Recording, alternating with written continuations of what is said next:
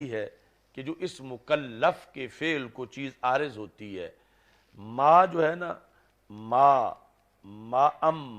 اب ما کا آگے بیان ہے، من حل و حرمہ و وجوب و ندب، کہ وہ فعل حلال ہے یا حرام ہے، واجب ہے یا مستحب ہے، یہ ہیں فعل کے عوارض۔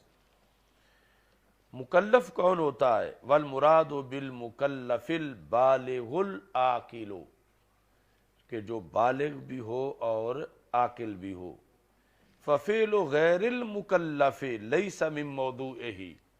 یعنی بچے کا فعل جو ہے یہ یا کسی مجنون کا فعل وہ اس کے موضوع میں سے نہیں ہے۔ اچھا جی، اب اعتراض ہو گیا کہ بچہ جو تھا 6-7 سال کا، کوئی کام کر رہا تھا بجلی کا، تو بچے نے بٹن دبا دیا پیچھے سے، تو وہ بندہ کرنٹ سے مر گیا۔ تو اب فقہ اس میں بھی بحث کرے گی، اور اس میں دیت کے مسائل اور ساری چیزیں آئیں گی، یا اور اس کی ہزاروں مثالیں ہیں۔ تو آپ کہہ رہے ہیں کہ مکلف کا جو فعل جو غیر مکلف کا ہوگا وہ موضوع نہیں ہے، تو وہ پھر کس علم میں ہوگا؟ اور دوسرا کہ وہ باتیں ہیں فقہ کے اندر، اس کا یہ جواب دیتے ہیں۔ ضمان المتلفات، جو چیزیں تلف کر دی گئیں، مثلا کسی کی بھینس دوسرے کے موٹر سائیکل پہ چڑھ گئی، تو اب وہ بھینس کا مالک ہے، یہ کوئی عاقل بالغ ہے، اس نے کوئی کر دیا ہے، تو میں اس کا کیا کر سکتا ہوں؟ تو ضمان المتلفات، جو چیزیں تلف کی گئیں ان چیزوں کی ضمانت۔ ونفقۃ الزوجات، ایسے ہی چونکہ یہ تو ہو سکتا ہے کہ بچہ بالغ نہیں ہوا، اس کا نکاح کر دیا گیا ہے اور اس کی طرف سے قبول اس کے ولی نے کیا ہے، اب اس کی بیویاں ہیں ایک یا کئی، ان کا نفقہ اس کی بھی فقہ میں بحث ہوگی کہ یہ اس کا، چونکہ وہ اس کی بیوی ہیں لہذا یہ نفقہ دے۔ تو کہتے ہیں انما المخاطب بها الولی، تو اس میں ٹھیک ہے بحث ہوگی، انکار نہیں ہے، اور وہ فقہ بھی ہے، مگر اس میں مکلف جو ہے وہ اصل میں مخاطب جو ہے وہ ولی ہے، جو اس بچے کا ولی ہے یا جو اس جانور کا مالک ہے۔ للصبی والمجنون، تو انہوں نے وہ بھینس کو شامل نہیں کیا، 2 مثالیں صبی اور مجنون والی دے دیں، اور اس کی بھی بحث ہے، یعنی کسی کی بھینس کھلی اور دوسرے کی جا کے اس نے بکریاں مار دیں، تو اس کے بارے میں یعنی تفصیلاً فقہ نے شکلیں بیان کی کہ وہ بکریاں چل کے بھینس کے پاس ادھر گئی ہوئی تھیں آوارہ، یا بکریاں تو اپنے باڑے میں تھیں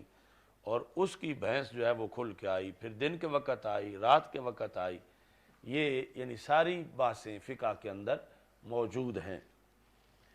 اچھا جی، تو لا انما المخاطب بها الولی للصبی والمجنون کما یخاطب صاحب البہیمۃ بزمان ما اتلفت ہو، مثال میں وہ موجود نہیں لیکن مقیس علیہ اسی کا ہے، کما یخاطب، یعنی یہ ترقی ہے کلام میں کہ یہاں بچہ تو ہے نا، اور وہ بھی نسل انسانی کا ہے، دوسری طرف تو ہے ہی بھینس، کوئی جانور ہے،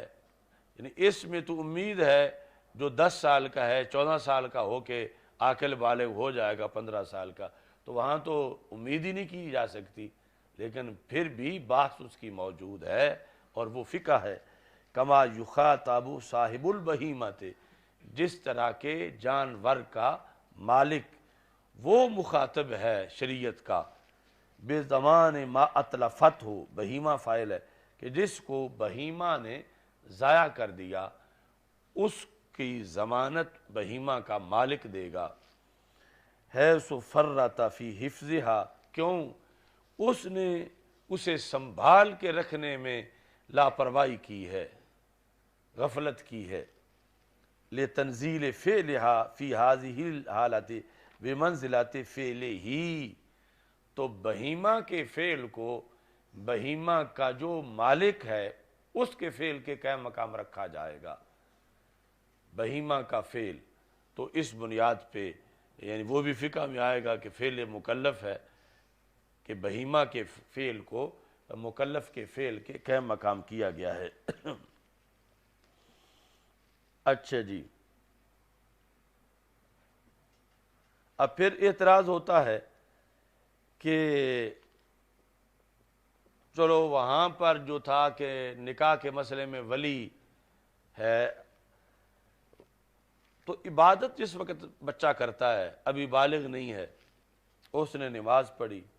بالغ نہیں ہے، اس نے روزہ رکھا، تو اب مفتی صاحب سے پوچھا جائے گا کہ اس پہ حکم لگاؤ کہ یہ جو اس کا فعل ہے نابالغ کا، ویسے یعنی ساری شرائط پائی گئی ہیں، تو یہ فعل صحیح ہے یا غیر صحیح ہے، نماز ہوئی ہے یا نماز نہیں ہوئی،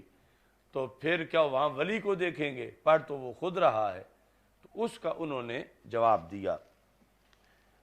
کہ وَأَمَّا صِحَّةُ عِبَادَةِ الصَّبِيِّ، یعنی عبادت جب ویسے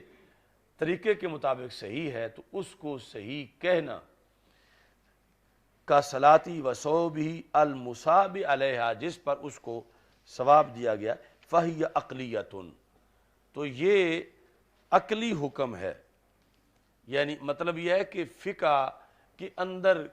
احکام کی ایک اور کیٹیگری ہے، وہ کیا ہے؟ من ربط الاحکام بالاسباب، کہ احکام کو اسباب کے ساتھ مربوط کر دیا جاتا ہے، احکام کو اسباب کے ساتھ، مطلب یہ ہے کہ صحت کا حکم لگایا جائے گا کہ وہ صحیح ہے، اور حکم کے سبب پایا جاتا ہے، مسبب پایا جاتا ہے، تو سبب جو ہے یہ پایا گیا ہے، تو اس پر یہ مسبب بھی پایا گیا ہے۔ وَلِذَا لَمْ يَكُنْ مُخَاطَبًا بِهَا، اسی وجہ سے وہ خود مخاطب نہیں، یعنی اصل اعتراض گہرا ہے کہ جب وہ عبادت کا مخاطب ہی نہیں تھا تو پھر عبادت پر حکم کیسے لگایا جا رہا ہے کہ اس کی عبادت صحیح ہے یا اس کی عبادت غلط ہے؟ پہلے وہ مخاطب تو ہوتا، وہ اس عبادت کا مخاطب ہی نہیں ہے۔ تو اس بنیاد پر یہ ہے کہ بل یعتادھا، اس کو اس لیے کہا کہ اس کو عادت تو پڑے نماز پڑھنے کی، اور عادت تو پڑے اور روزہ رکھنے کی، فلا یترکھا بعد بلوغی انشاء اللہ تعالی، تاکہ بالغ ہونے کے بعد ترک نہ کرے کہ پہلے اتنا ٹرینڈ ہو چکا ہو۔ تو اگرچہ فقہ ہے مکلف کے فعل کے عوارض کی بحث، اور بچہ غیر مکلف ہے جو کہ ابھی چھوٹا ہے، مگر پھر بھی اس کی نے جو نماز پڑھی وہ فقہ کا ایک باب ہے، وہ اس بنیاد پر کہ اسباب کے ساتھ احکام کو مربوط کیا جا رہا ہے، اور حکمت یہ ہے کہ عادت اس کو پڑے، اور تاکہ بالغ ہونے کے بعد وہ ترک نہ کرے اور پہلے ہی عادی ہو چکا ہو۔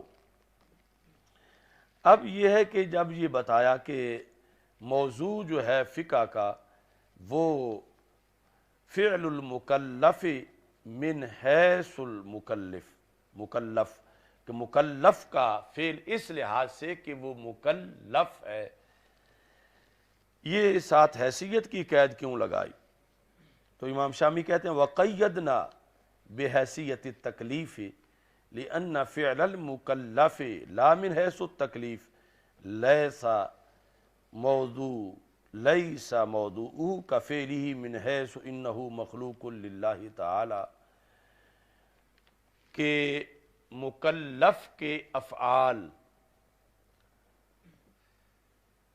پر کئی طرح بحث ہو سکتی ہے، اور وجوہ سے بھی، یعنی اس لحاظ سے کہ یہ اللہ کی مخلوق ہے۔ یہاں جو موضوع ہے وہ اس لحاظ سے ہے کہ وہ صحیح ہے یا غلط ہے، فرض ہے یا واجب ہے، حرام ہے یا حلال ہے۔ تو یہ وجہ تھی کہ جس لیے ہم نے من حیث التکلیف کی، یعنی تکلیف سے مراد اردو پنجابی والی تکلیف نہیں، یعنی شرعی تکلیف جو ہے مکلف ہونا، کہ اس لحاظ سے افعال کی بحث، ورنہ فعل ہو سکتا ہے کہ اس کی بحث کھیل اور کھلاڑیوں کے لحاظ سے ہو کہ یہ اس کا فعل کیسا ہے۔ یہاں من حیث التکلیف ہے مکلف ہونے کے لحاظ سے کہ یہ اس کا فعل کیسا ہے، تو اس بنیاد پر یہ یہاں پر قید لگائی گئی۔ چلو سبق لمبا ہے، اب اس پر ہی